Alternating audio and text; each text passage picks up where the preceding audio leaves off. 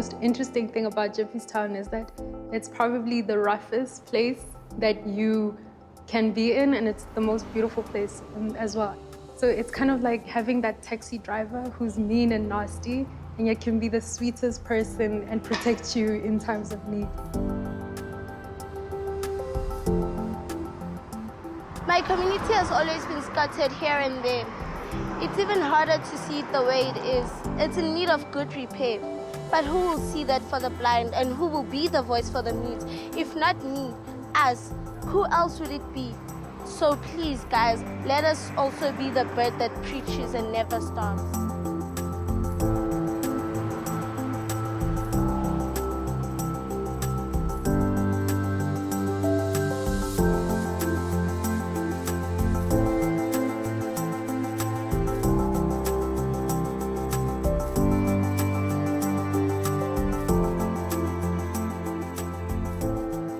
The idea of the Super Dream came about as a result of initially an invitation to produce a piece of work for the British Council's Connect-ZA program for 2014.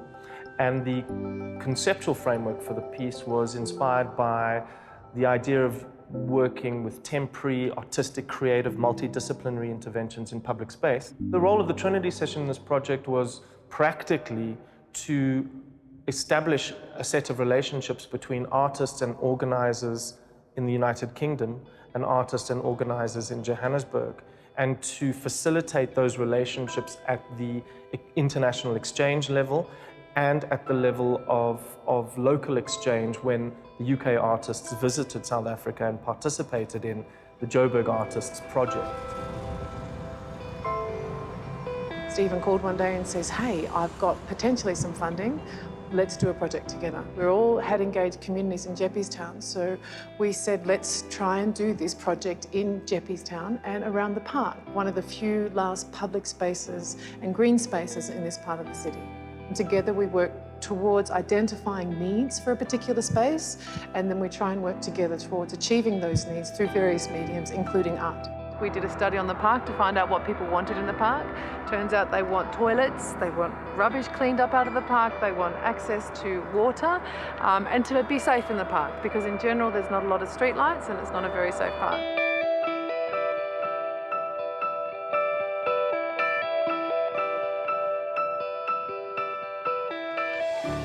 Art is a really good way of trying to bring out deep underlying issues in a community, but safely, without causing conflict and without causing issues. The artists are predominantly young, emerging, or in many cases unknown, black artists who have either been born in the area or came here over time, grown up in the area, come to know the city, come to know the neighborhood really well. It's really important not to have an expectation of the talent that you would like, but rather to open yourself up to all possibilities. Sparks, for example, has a whole lot of talent in a whole lot of different areas, but never really spoke much about it. Said he was a story maker. Turns out he's also a dancer and taught himself how to make documentaries. Blenda is a very sensitive artist and a very articulate and a trained artist, very thoughtful about what he produces. MK is a very sensitive story writer with a very soft heart that tells beautiful stories and beautiful poems. Tony is a young girl trying to establish herself who feels the usual teenage frustrations at life, but how do I express myself? I need to express myself. And so we were able to help her get some of that stuff out and express it. So I decided that they should actually follow community members within the community, so they could actually get a clearer understanding of what the park meant, not to them as artists, but to the community. So therefore they could create pieces that would then come into the park and not only represent them as artists, but also represent the community as well. So each artist stepped out of their comfort zone, and that's what Angel's intent was. And it was brilliant, because then they started thinking about how other people live their lives and other people's struggles. As each individual artist was able to focus on their specific exhibit, in some cases they were very, high-tech, physical computing, sculptural interaction pieces. In other cases, the filmmakers from the Jeppe crew were intensively involved in making the superhero film. A dream becomes real in that there is a a translation of the possibility of new and different forms of expression that would ideally at first just aim to excite a young person and excite an elderly person and everybody in between.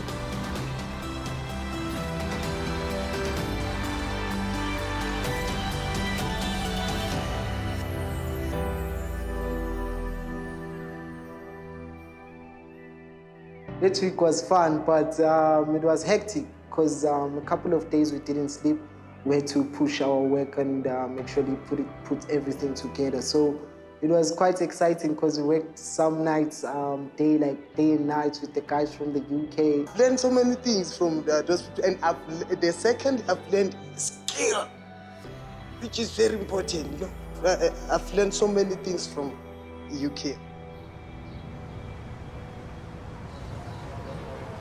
No one really understands what art is in this community. There's a certain perception of what art can be. It's either you draw and then that's it. And what we did on the final product, and to have the community come out and support us like that was amazing. I didn't think we would have such a big following. We didn't think that we would have so many people in the park that night on the 19th. You know. Over 300 people actually came through, you know, and all that. Mostly there were people from the community, and they were excited of what was happening because it was more magical. The lighting in the park hasn't been lighting for like almost 20 to 23 years. In terms of the intentions of the exhibition, it was very interesting how Tom Porter from the British Council said this was the first time in his experience of productions that he'd ever seen an audience literally running towards a stage where a dance piece was about to take place. So this is perhaps evidence of a serious need and desire and pleasure gained from such an experience. Superdream has opened their eyes to what the community can do and what the community and the fact that their community is willing to support. These projects don't save or change people's lives in huge ways. They don't. They're great events that happen. You try and raise issues and bring them out in the open. You try and work with people and we try and share each other's skills and experiences, but it doesn't necessarily change the world or change a space. What you do try and do is have long-term engagements over years that you can try and teach something to each other and have great long-term relationships and collaborations both on a local level as well as a global level. We have created relationships. Since 2011, when we did this first study, we've created relationships. I've made some new friends, and hopefully we will find more collaborations to work together. We will also continue to facilitate the artists that we work with. So if they need assistance writing film proposals or submitting for an artist residence, we will hopefully continue to learn from each other and work with each other. That's what we're all leaving with, is that sense of friendship and that kindness. And that's what we need to take forward when we work in spaces like that and like this. So, thank you.